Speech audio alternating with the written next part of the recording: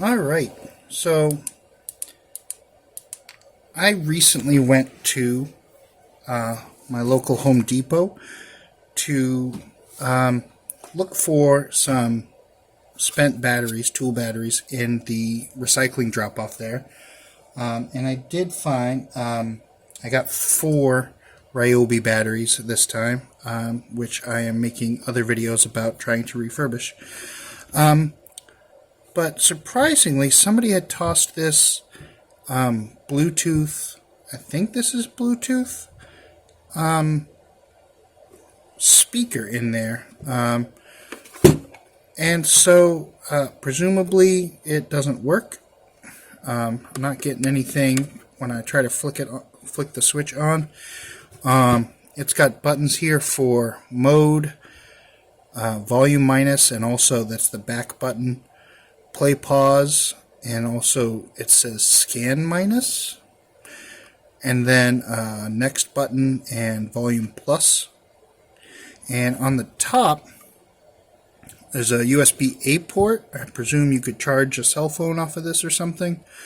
SD card slot. It's labeled trans flash card slot. That's a micro. It's another name for the micro SD. DC 5 volts. It looks like a micro USB port.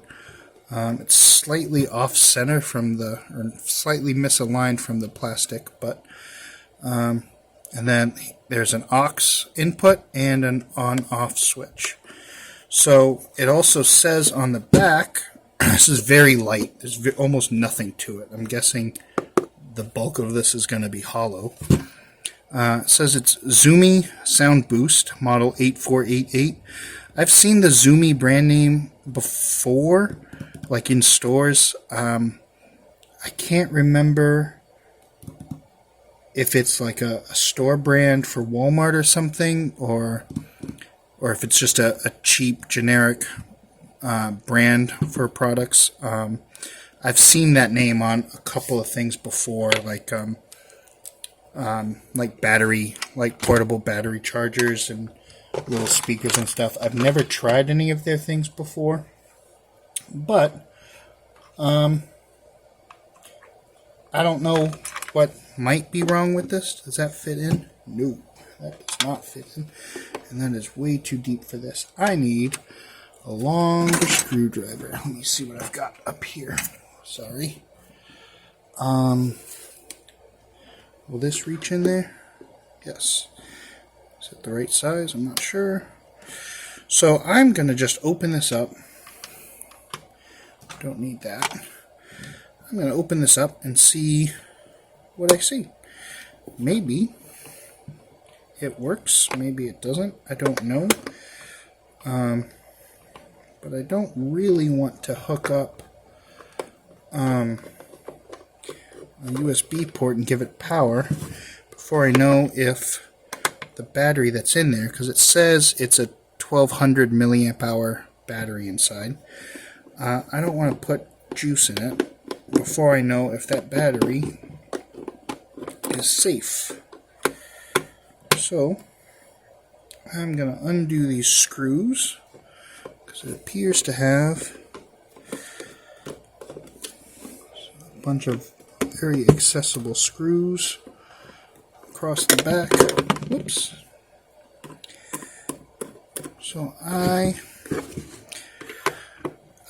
assume somebody just thought, well, it's a rechargeable thing and it's presumably dead somehow, and they thought, well, I'll leave it in the recycling bin at Home Depot and let them figure it out. I don't know if that Home Depot bin says that it's specifically for tool batteries only. I know I've seen plenty of people leave like small sealed lead acid batteries in there before as well. One of these is not out. So I don't really know if Home Depot wants to encourage any sort of rechargeable batteries to be dropped off in there. But clearly somebody left this, and it doesn't look too beat up from the outside. So I thought, what the heck? Let's open it and see what we see. Which one of these are still grabbing?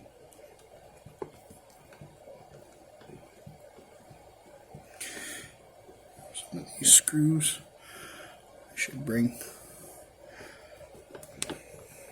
a bigger screwdriver over here that I can get a better grip on.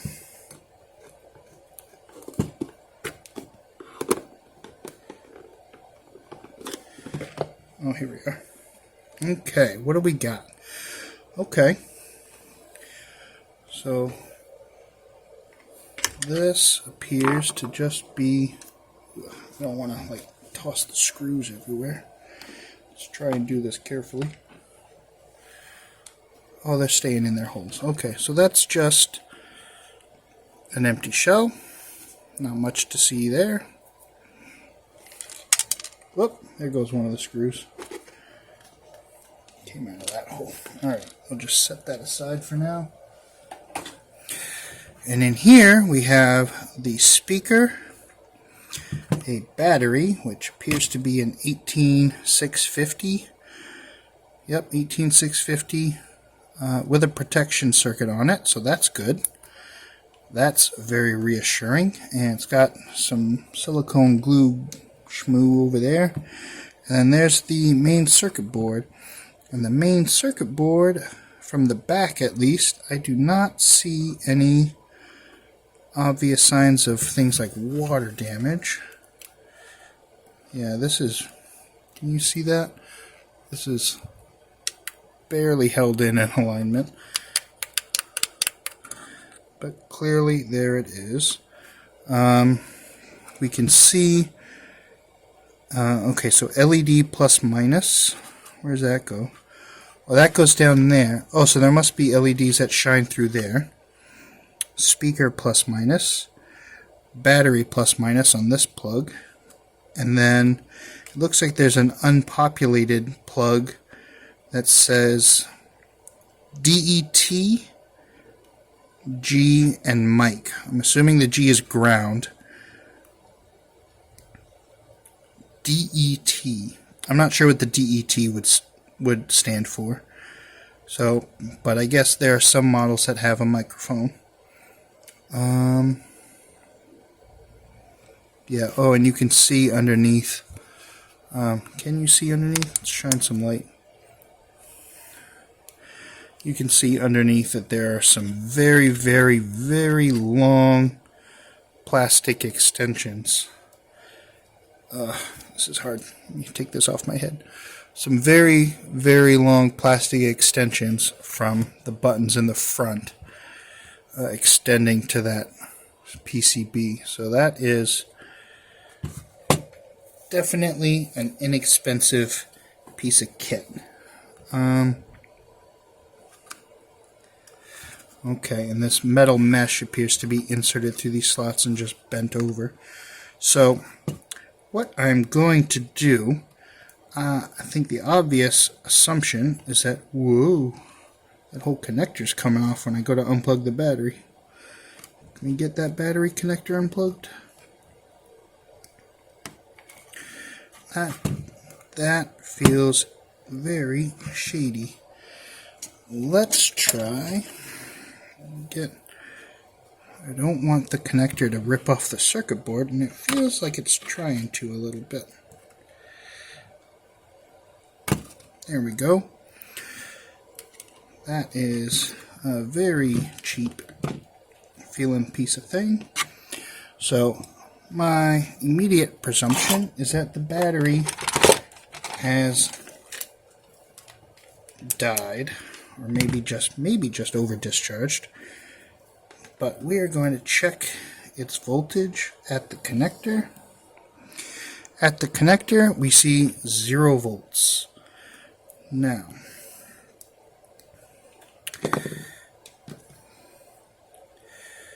so we've got a bunch of this schmoo. Oh, I think that headset light is just distracting, sorry. clearly I should invest in better lighting for this. So I'm going to take a pair of snips in here and just cut this protective plastic wrap. I'm willing to bet there's going to be another layer of plastic wrap underneath here.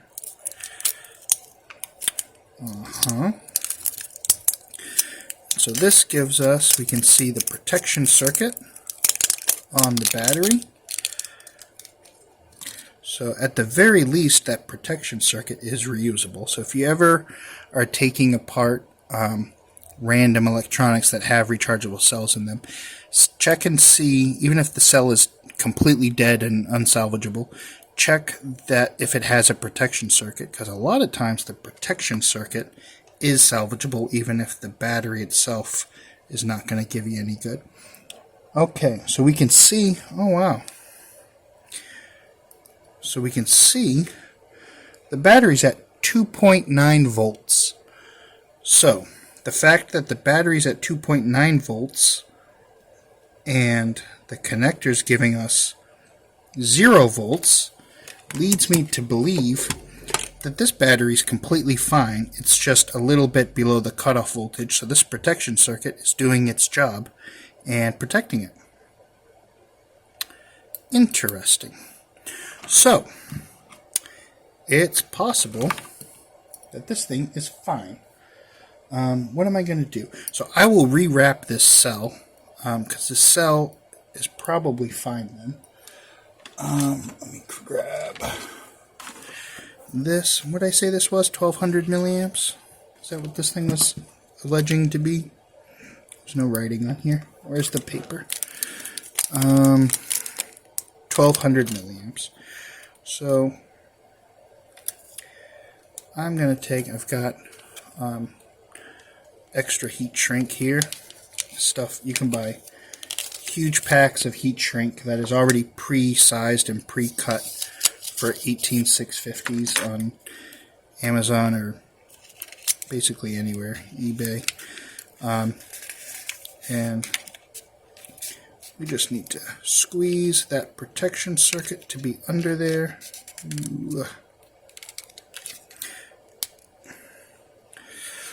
Is that on camera? So I am just trying to slide that in. It's a bit of a tight fit with this protection board on the side.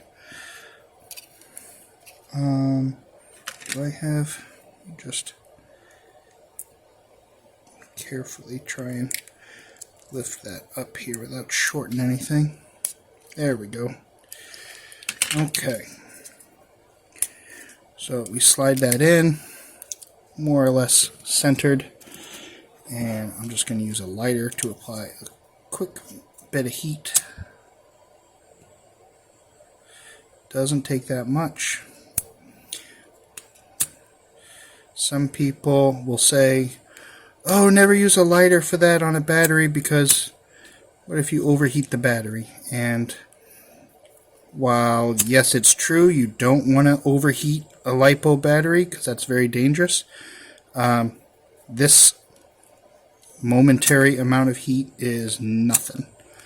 This is still, barely even warm to the touch at the surface immediately after doing that. And an 18650 battery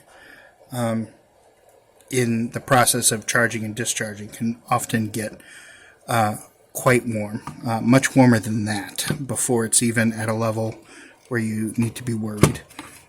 So let's see which way this goes in. Appears like this. So what I'm going to do next, let's put that meter out of the way. Let's bring in a different meter. So this is a clamp meter that can do DC current. So I'm going to set this to the appropriate level, and I'm going to clamp onto one of these. Now, because of this big magnet here, it might be a little bit challenging. Let's actually put this off to the side over here. So the way this works, you run a wire through here, you run current through the wire, and this thing detects the magnetic magnetically detects the current and gives you a rating. So being real close, you can see when I move it around this big magnet, the numbers change. So we are going to have to be very still for this one to work right. And I need, what do I need? I need a USB cable so I can plug into there and see how this bad boy does. Here's a nice long cable. Alright, so what I'm going to do is plug this in and see how much current this thing appears to take. We're going to, actually, I'm not going to plug in that end yet because I want to be able to zero this after shuffling everything. So we are going to plug this end in. Oh, that's a little annoying, trying to get that to line up. Alright, and we're going to zero that. That looks zeroed. And let's plug in and see how much current it's putting into there. Oh, I see LEDs turned on. Did you guys see that? Turn off this light. You can see those LEDs flashing. And it is charging at 460 milliamps, which is a nice hearty charge level. That is a nice healthy charge level. I think somebody threw this away just because they didn't want it. Right? Let's see if everything else works. I don't know. Let's take this off. Turn that off. I'm not going to leave that without some adhesive on there. Don't worry, I'll get to that. But I want to just turn this around and see. Oh, look at that. It's got a little LED light show down there. A little RGB light show. Oh, because the on-off button? Oh, nope. There's nothing to do with that because the button's in the off position. Unless that's what's broken. Maybe it stopped turning off. I don't know. Okay, so what can we try? Let's try plugging in a... do I have an aux input over here? I do. Let's try plugging in an input and seeing what happens. I don't see anything on here that resembles anything Bluetooth. So I don't think this is Bluetooth at all. I think it's just an aux plug. Let's go ahead. Is that in the off position? Let's unplug the USB. And before we plug in an aux, alright, so this is off and the lights are still going. So maybe that on-off switch is the reason somebody got rid of this. Maybe it's stuck on.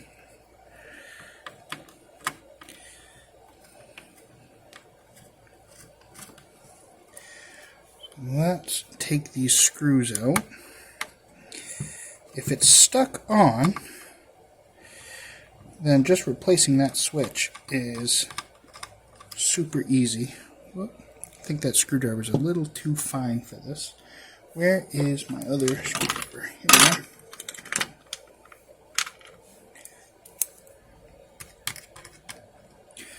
Oh, that's much better fit.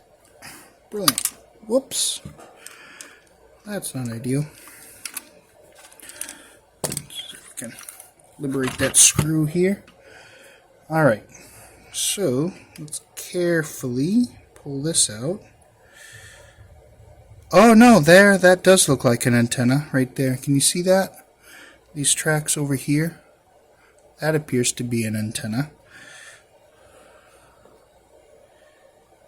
So we got the SD slot. There's the switch. Little cover for the switch. Oh, there we go. Now the switch seems to be working. Can you see that? Okay, off, on, off, on. So now the switch is working. You know what I think?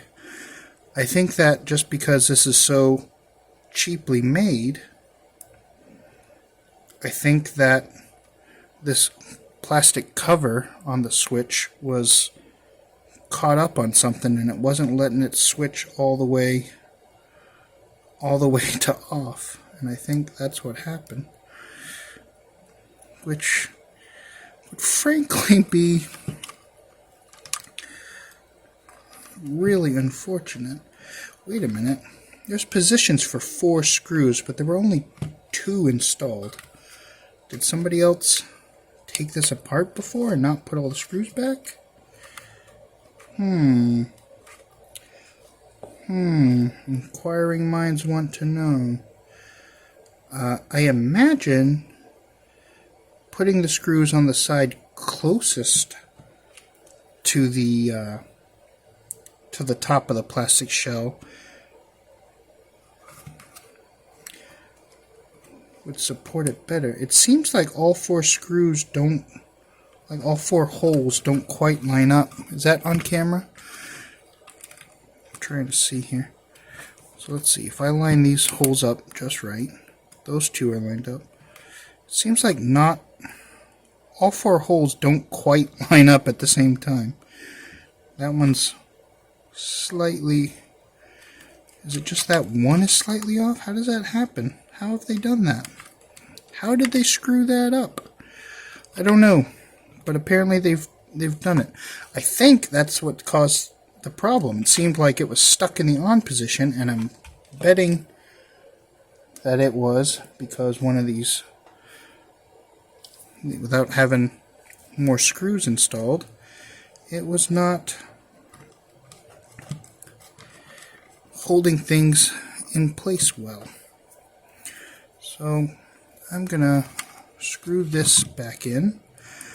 I will probably take a look in a minute to see if maybe I have any extra screws that would fit this. I do not have a very large collection of spare screws. Probably should buy like a variety pack of some of these small screws. What are these from? Are these too? These might be too skinny, too small. But maybe not. I don't know. Let's see. Whoops. This is actually a slightly smaller head. Let's try it. Oh yeah, that's grabbing. Certainly it's better than nothing. And let's see if maybe we can get one to grab over here. Kind of pulled it into position.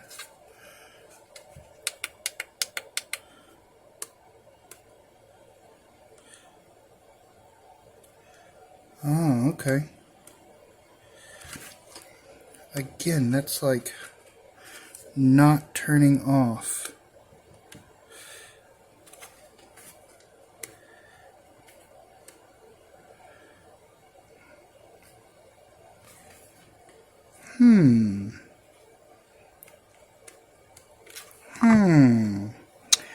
Interesting.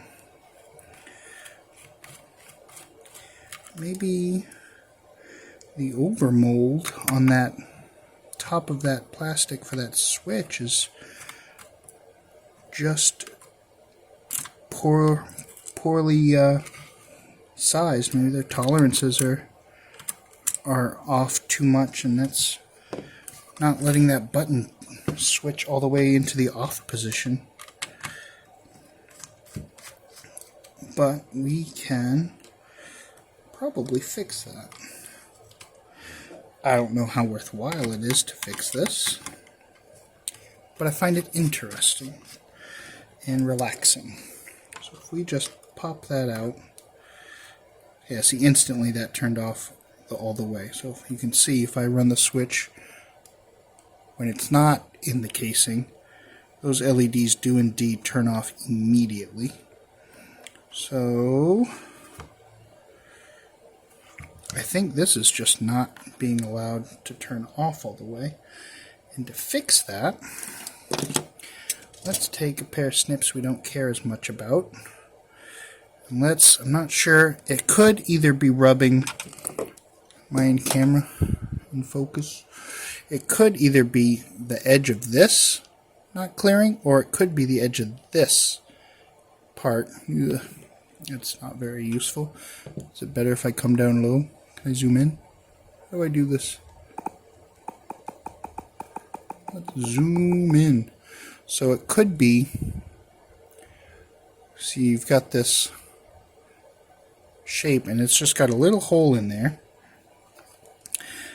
that lets the top of that switch go in that hole, and then that whole thing goes into that recess right there, which you can see has a little bit of a cutout. That is out of focus. Focus. Please focus. That's better. So in there is where this thing, how do I lock the autofocus? I'll have to figure out how to do that. So anyway, I'm not sure which spot on there is where it's getting hung up on. So let's, whoops, there we go. So let's take a little bit off this edge first. Over the trash can so we don't make a mess. And that will free up a little bit of room if that's what's rubbing. And we can pretty quickly test that to see if that solves the problem. Put that back in the little hole. Boop. So you can see I've just taken a bunch off the side of there. And if we pop you back into here, and we will get a couple of these screws back in there. Whoops. And see if the switch works right now like that. If we can get these lined up again.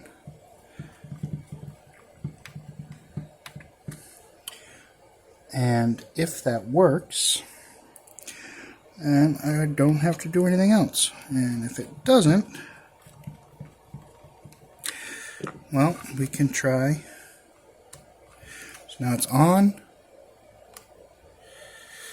Yep, and that definitely does not turn off. Okay. So I think this is just bad tolerances on their plastic. I bet someone bought this, charged it up, realized it couldn't be turned off, and chucked it. Because this thing looks like it doesn't look used at all. So the next thing I can do, on that same side, I can reduce this piece of plastic a bit. What do I want to use to do that? I am going to do, maybe it's a little bit overkill, I'm going to grab a Dremel just so I can try to neatly reduce the plastic on that side. Just a little bit, because I would prefer that it still be, quite frankly, we could probably just not even have this on there and it would probably be okay. But I would prefer that I'm able to put it back on there, because then it will look a bit nicer. And how do I want to do this? I'm not really a fan of having my fingers quite that close to this spinning. Let's grab a cheap pair of pliers to hold this with. And so on that same side where I already made space on that other lip, just going to come at this from the side.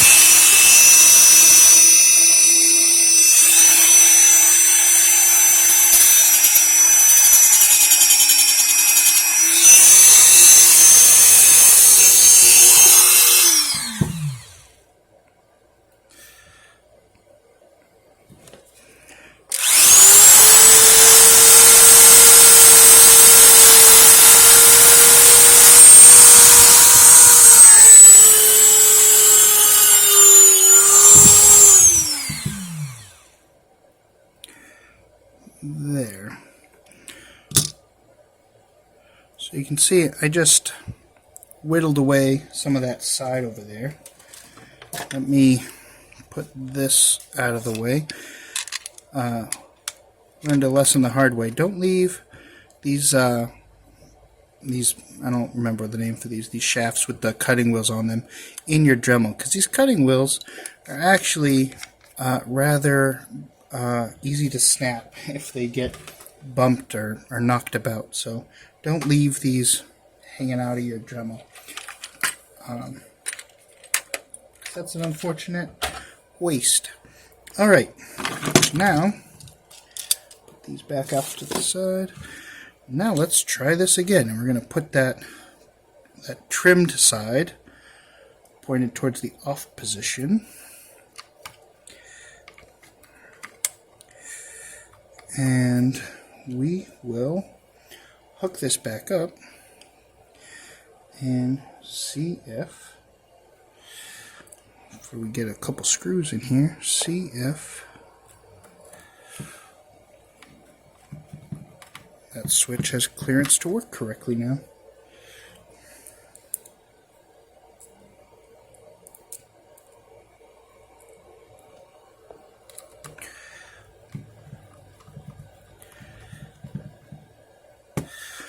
Alright, on, off. Now it works.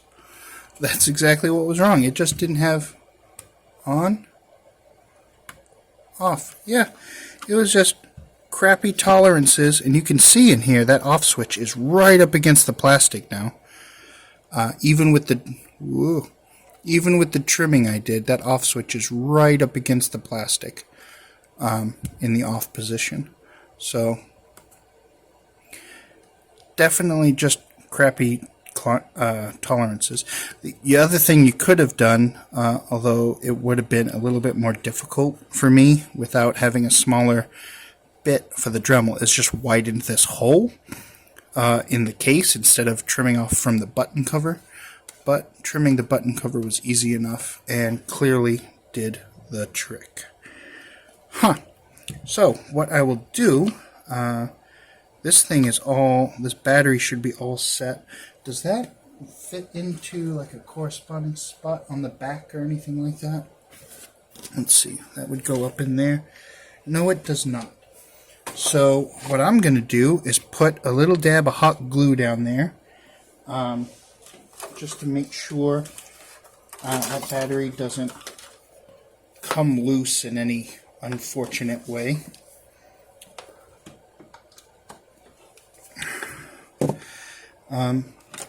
And then it should be all set. Where do I have some more glue sticks? Somewhere. Oh, there they are.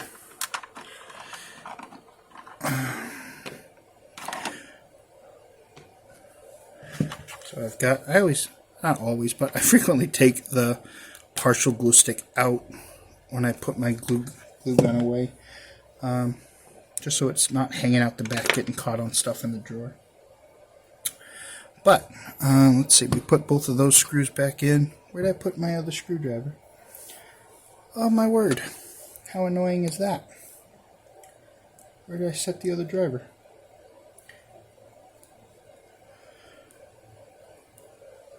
That happened to you guys? I feel like just had it in my hand 2 seconds ago, and then I let my brain wander on to the next thought, and then I can't find it. It'll turn up. Probably. Alright. Let's get these other screws in here.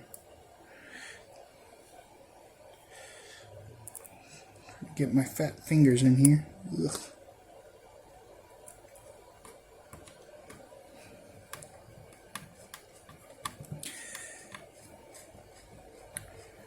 Screw that in. Feels good. Screw this one in. Yeah, you can see how poorly those line up. Yeah, it's got just really unfortunate tolerances in the molding. Maybe they made a revision to the circuit board and the revision accidentally changed some stuff, and so they were trying to just work with it. So there was only 2 screws in there, and make sure that still is working, which it is. So I don't know if somebody opened this previously and didn't fix it, or I'm assuming more likely the factory just only put 2 holes in, or 2 screws in, and left the other 2 empty. Alright, so this is warmed up, so I'm going to put just a great big splooge in there, shove that down in. Whoops, is that? I'm not sure if that's even touching, barely touching. We need to put it on the side. Zoop. Oh, that's okay. Hot glue isn't going to hurt anything. Ugh, get that in there. There we go. There, that will be all right, I think. Let me just look down in there a little better. Say.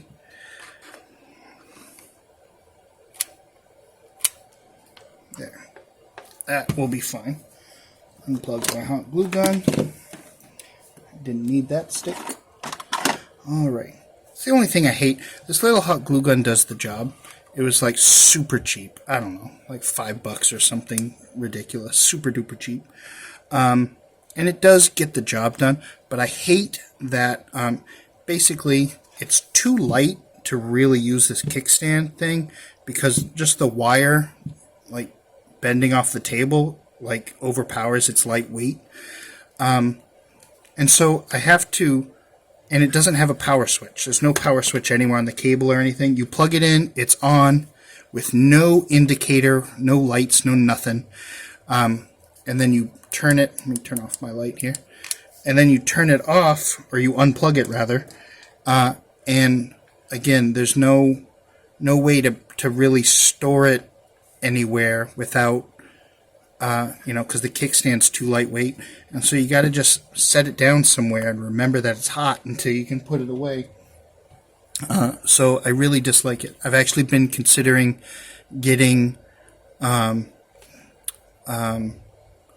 Ryobi makes a hot glue gun that is powered by their 18-volt batteries. I've been thinking about getting that, and maybe even just using like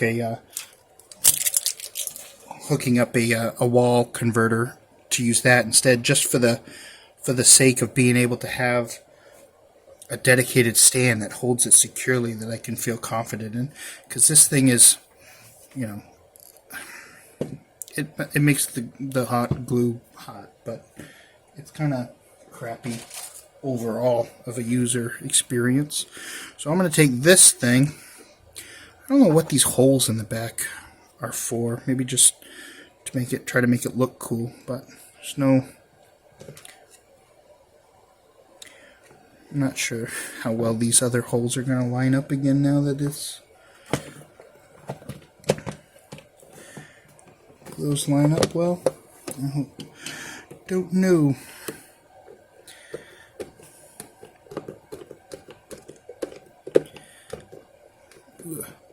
I'm going to grab a slightly bigger screwdriver real quick. Hold on. That's better. You can feel that grabbing exactly the way it's supposed to.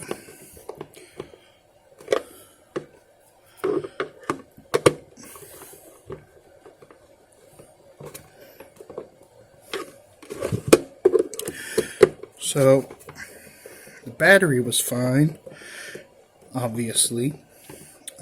The protection circuit on the battery was clearly doing its job because it was showing 0 volts on the output when the battery was under 3 volts state of charge. So that very clearly is a correct safety cutoff limit.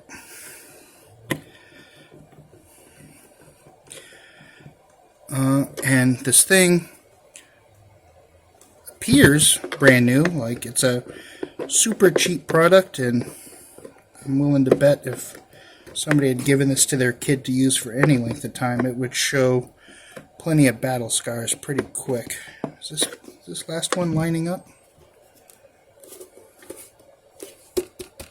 I'm not sure. Oh, there we go. Alright. So I'm sure if somebody had given this to their kid or used it themselves or whatever, it's got some denting here in this metal mesh, like one little dent. Can you see that? One little dent there. But otherwise it looks practically brand new. See, this thing is still super hot. Super hot. Super unfortunate. So let's grab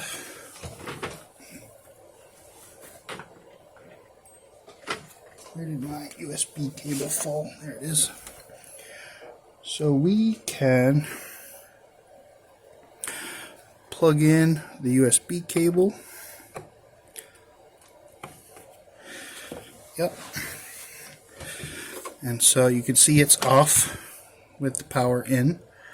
Whereas earlier when I plugged that in, all the LEDs came to life because it couldn't be turned off. And now it lets us turn it on and off. So it appears to let you power it on and off while that is charging, which is kind of cool. Which means I bet this will do pass-through charging. I'm not sure what the mode button's doing. Let's hold it.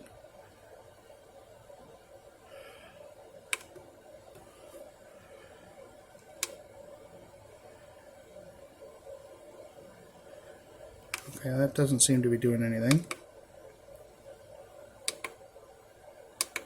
Alright, I'm not sure what any of those are meant to do. Let's hold the scan button down.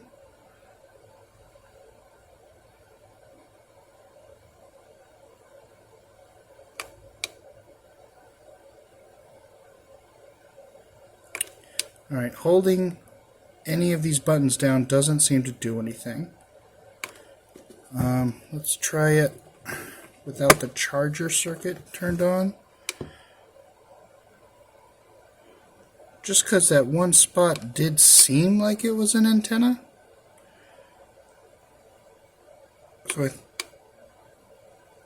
I was thinking maybe it did have Bluetooth receiver. But if none of these buttons activate some sort of power pairing mode, I'm not seeing any obvious change in the LEDs, and there's no audio cues. Let's plug in an audio signal. Where's my phone? Let's try and play some audio and see what happens. Plug in the aux. Oof, that's a tight fit. Alright. Alright, so my phone detects headphones have been plugged in. Let's see what happens if I try to... Is it dangerous to play a song?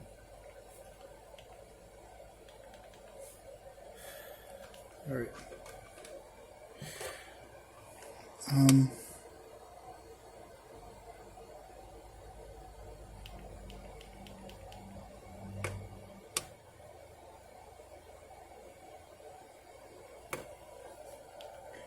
Alright, so my phone says it's playing, but we're not hearing anything, are we? Is that because of this jack up here?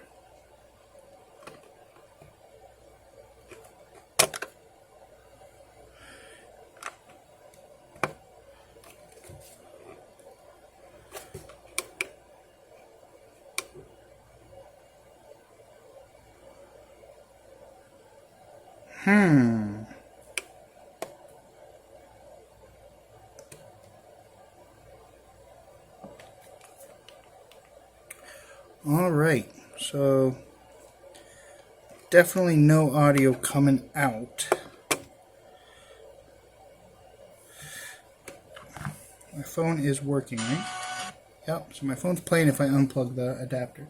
Alright, so what's wrong? Something obviously is still wrong. So maybe that headphone jack is also off sufficiently that it's not getting seated all the way? I don't know. Let's open it back up. I guess I should have tested that before I closed it, huh? And here I was so happy for what seemed like a quick and easy fix.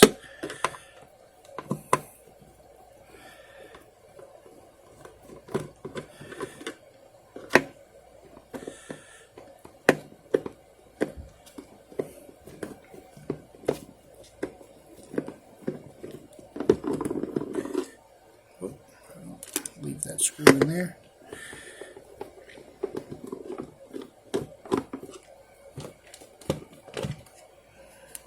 Okay, set that aside. Let's check this out again.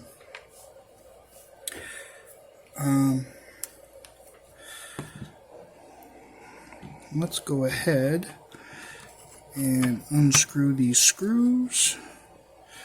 We'll take the whole module out and try the headphone jack with the module totally out and see if that gives us a clue to anything.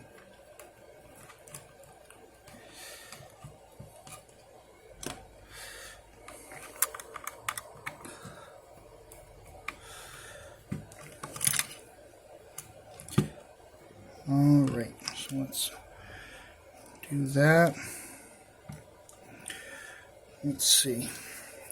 Plug in our module, our headphone jack.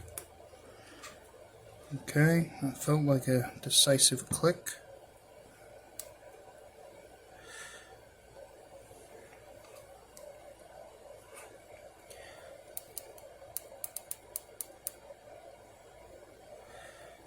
Okay.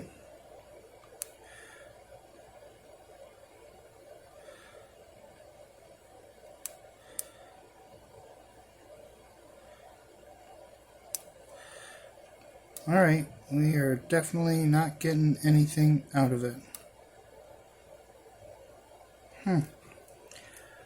That is a shame.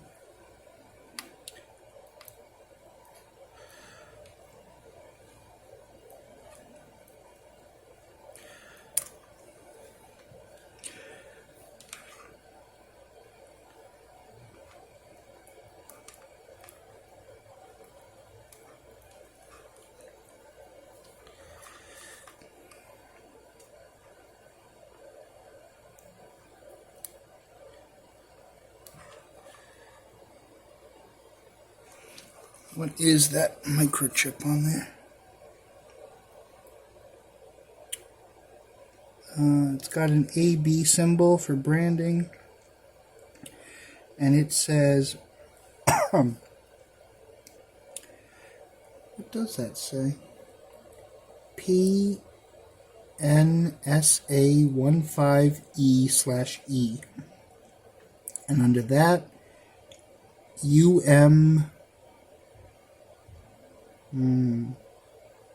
UMG021, I think.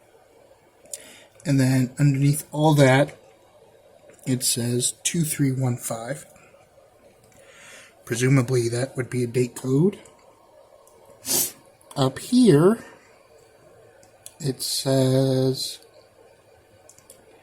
LTK5102B. And I'm reasonably sure that's a battery charge chip. Let's see, where's the battery plug-in? Over here.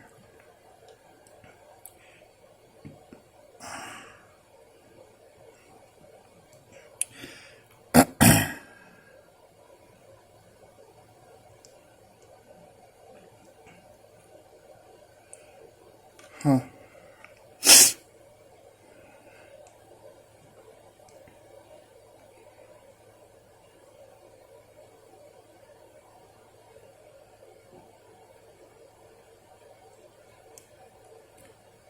LED3? Yeah, there's a bunch of unpopulated stuff on this board.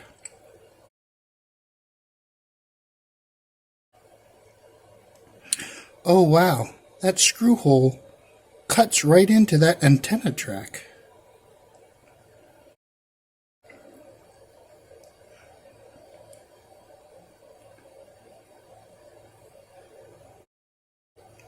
And that antenna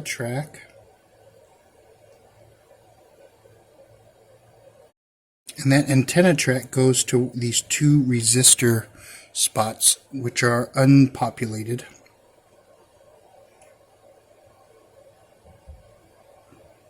So, it would seem, and those resistors, yeah, those connect to that microchip. So I would think that this thing was designed with potentially having Bluetooth enabled on it, but they didn't populate it. There's also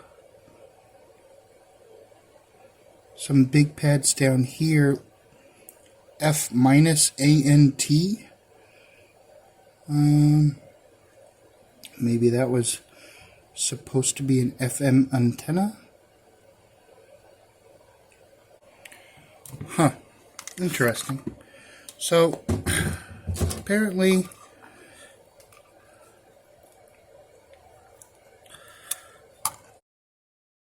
it doesn't work. And that is genuinely a bummer. But that appears to be the case. So, yeah, the switch was the immediate problem, or so it seemed.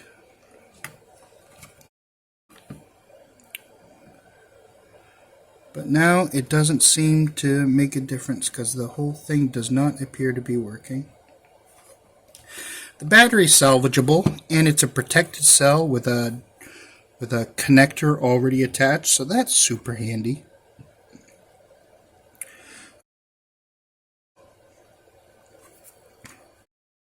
I don't know if this is meant to play MP3s then. I mean, presumably the aux jack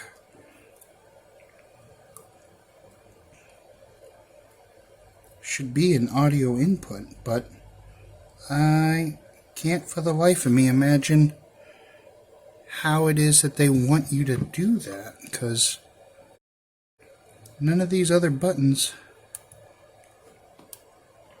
seem to do anything. Nope, none of these buttons appear to be doing anything useful. So, I suppose that's the end of that. Alright, well, I've got a good battery cell out of it, apparently. Clearly a very shit product, and I'm sure whatever they paid for it was too much. Ugh. Break that hot glue now that I've already put in there. Ugh. There's my battery with a bunch of hot glue schmoo now. And, oh well. It is what it is. I can pull this off. I guess I don't need to worry about that. So, I got a battery out of the deal at least. So, that's something. See you later. Just a quick little PS on this. I went in to take out the RGB LED because I thought, well, that might be fun to find another place to put where it's more useful. And they just took a regular through-hole LED, shoved its leads through a connector and bent them over, and put a dab of hot glue just to hold it down here, kind of pointing up. So that's a little extra cheap. Definitely do not at all recommend Tzumi products, apparently, because this is super cheaply made.